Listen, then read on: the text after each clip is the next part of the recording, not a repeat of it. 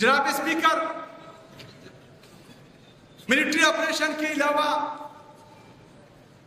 जो drone attack से, martyr गोलों से और जेट बम्बारमेंट से हमारे मासूम लोग शहीद हो रहे हैं,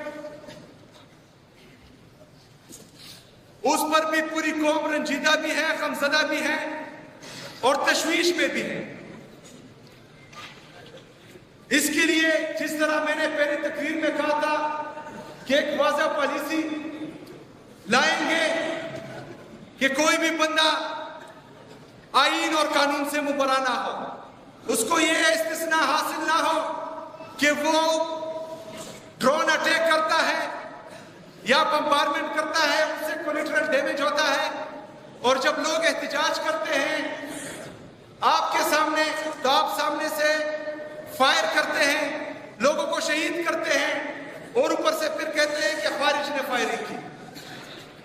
तो ऐसे लोगों को हमने कानून के कटहरे में लाना होगा, क्योंकि इस तरह से ये जालिम बन रहे हैं।